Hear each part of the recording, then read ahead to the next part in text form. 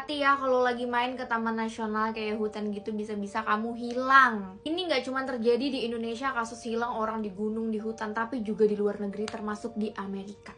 Time with me Gusti Gina and Ciro. Pernah dengar nggak istilah missing 411? Itu tuh kayak kasus orang hilang yang terjadi di taman nasional di seluruh Amerika. Sampai saat ini ya, kasus itu tuh belum selesai gitu, nggak ada penjelasannya tuh kenapa.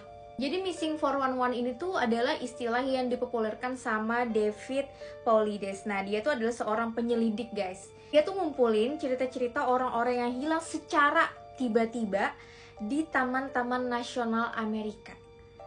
Dan lo tau apa? Semua kasus itu memiliki kesamaan. Mereka yang hilang-hilang itu selalu hilang di daerah-daerah yang terpencil. Dan kalau misalnya muncul kembali, itu selalu dengan cerita-cerita yang gak masuk akal. Ada contoh paling terkenal seorang anak kecil bernama Dennis Martin yang hilang di Great Smoky Mountains National Park tahun 1969. Dia tuh lagi main sama saudara-saudaranya kan. Terus tiba-tiba dia hilang begitu aja. Nah, padahal mereka semua ada di sekitaran situ, tapi dia kayak hilang gitu. Tim pencari itu nggak bisa menemukan jejaknya. Dan yang anehnya di daerah sekitar udah dipenuhin dengan jejak orang lain. Tapi jejak Dennis itu malah nggak ada sama sekali. Padahal katanya dia di sana terakhir. Pencarian ini tuh dilakukan berhari-hari ya, tapi tidak menghasilkan tanda-tanda kemajuan gitu. Nggak cuma anak kecil ya, orang dewasa juga banyak banget hilang. Dan mereka tuh hilang di lokasi yang udah dilakukan pencarian dan tidak ditemukan.